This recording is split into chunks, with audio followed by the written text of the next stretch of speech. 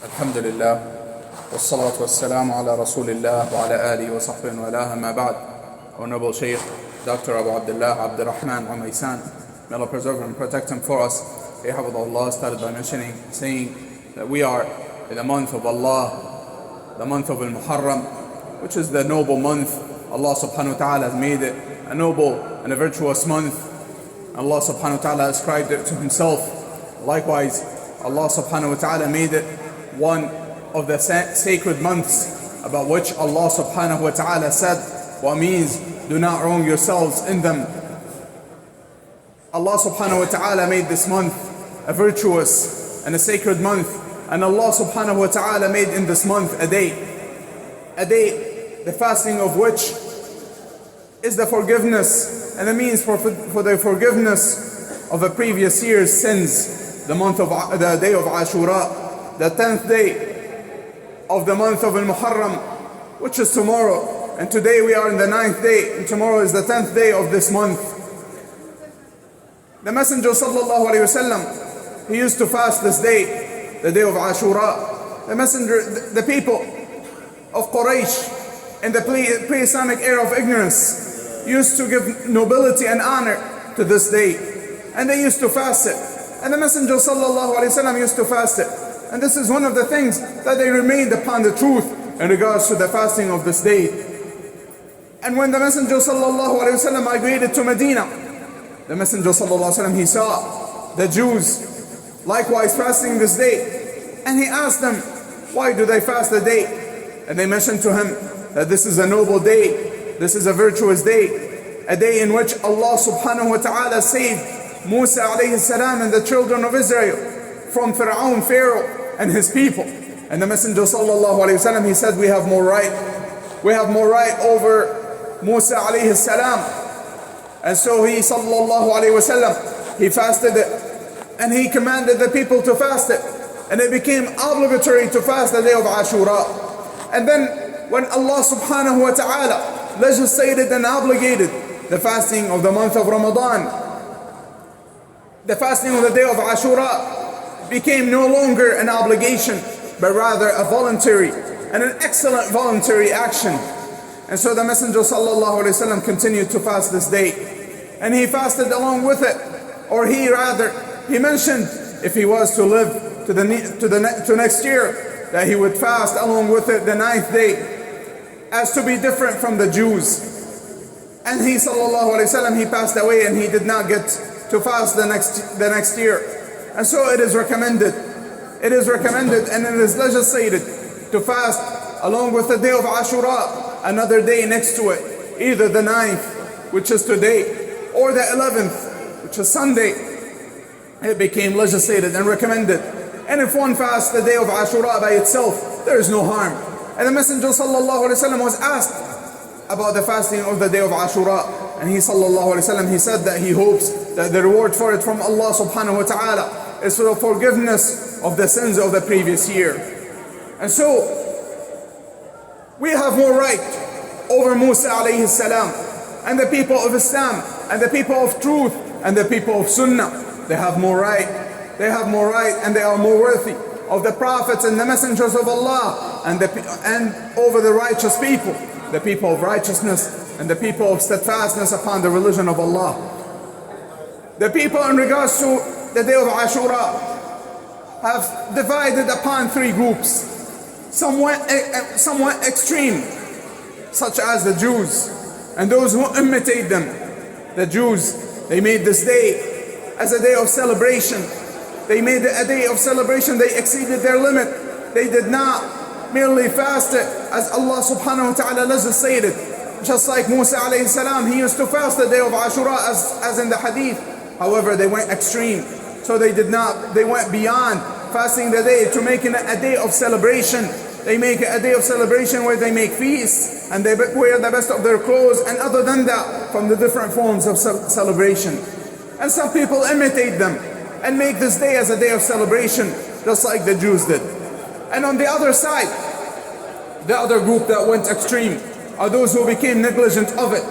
They became negligent of the importance of this day and the virtue of this day, and that it is a day in which one should show gratitude to Allah subhanahu wa ta'ala, like Musa alayhi salam. He fasted this day as a form of gratitude to Allah subhanahu wa ta'ala, as a form of thankfulness and gratitude to Allah subhanahu wa ta'ala. Some people, they became negligent of the virtue of this day, and they went extreme in regards to the other side, meaning they made a day of sadness, and they made a day in their claim that they are sad over the death of Al-Hussein radiyallahu anhu ardah.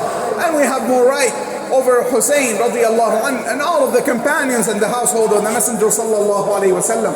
And this is nothing but a lie.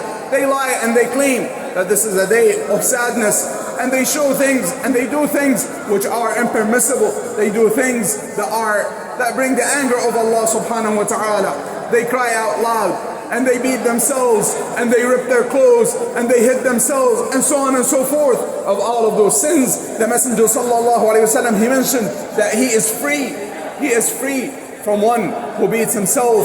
And the Messenger sallallahu alayhi wa sallam mentioned it in the form of females, because usually this is what the females and the women do this more so than the men. However, the Messenger sallallahu alayhi wa sallam, he freed himself from one who hits himself or rips his clothes or cries out loud or calls with the call of the pre-Islamic era of ignorance, meaning because of the death of a loved one or any calamity that befalls the person.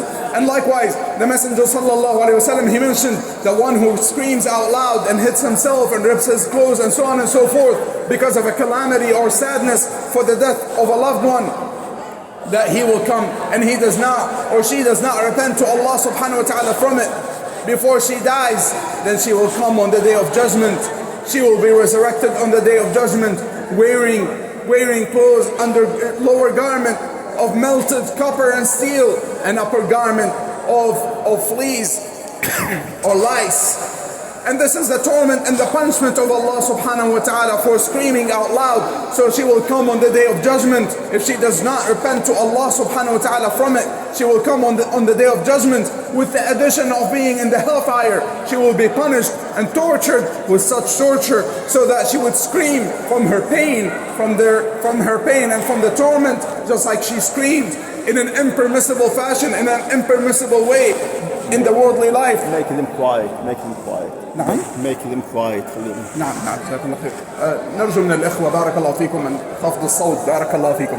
نعم. So just like she comes on the day of just like she screamed out loud, and just like she screamed out loud in an impermissible way during this worldly life, she will come on the day of judgment screaming out loud because of the pain and because of the torment that befalls her. And so the Rafidah who claim that they cry out loud because of the death of Al-Hussein, and the Hussein has nothing to do with them, and they have nothing to do with Al-Hussein radiyallahu anhu. They cry out loud and they scream and they beat themselves and they do all of these impermissible things in the claim that they are doing so for Hussein. We say, first of all, you did not do that, and it is not permissible, but you did not do that, and you are not supposed to do that for the death of Hussein, but you did not do it for the death of Ali or the death of the Messenger sallallahu alaihi wasallam. So this is nothing but a lie. This is nothing but a lie from them, and this is nothing but from the whispers of the shaitan and from the tricks of the shaitan upon them. And likewise they show enmity and hatred towards the companions of the Messenger sallallahu alaihi wasallam. And Allah subhanahu wa ta'ala made them torment themselves and punish themselves in this worldly life before the hereafter. So those two groups, they have gone extreme. Some went extreme in regards to the day of Ashuwraa from one perspective, and the others, they became negligent of the virtue and the righteousness of this day. And the people of Sunnah, they are in the middle path.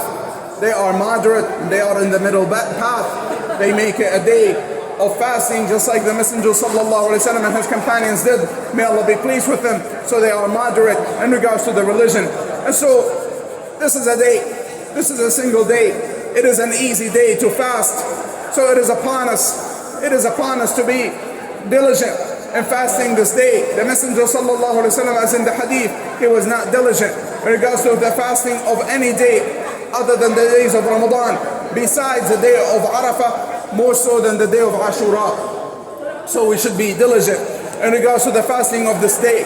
And it is a very highly recommended matter to fast the day of Ashuwraa. It is highly recommended. If one does not fast it, then one is not held accountable, and one would not be disobeying Allah subhanahu wa ta'ala, nor should he be blamed. However, it is a single day. It is a single day for which there is the forgiveness of an entire year. So we should be diligent in seeking nearness to Allah subhanahu wa ta'ala and hoping for the forgiveness from Allah subhanahu wa ta'ala by way of fasting of this day. And we should teach our children likewise to fast this day and to tell them about the fasting of this day and remind them of it. And we ask Allah subhanahu wa ta'ala to forgive all of our sins and to make us from those who hear the words and follow the best of them. وصلى الله وسلم وبارك على نبينا محمد وعلى آله وأصحابه أجمعين.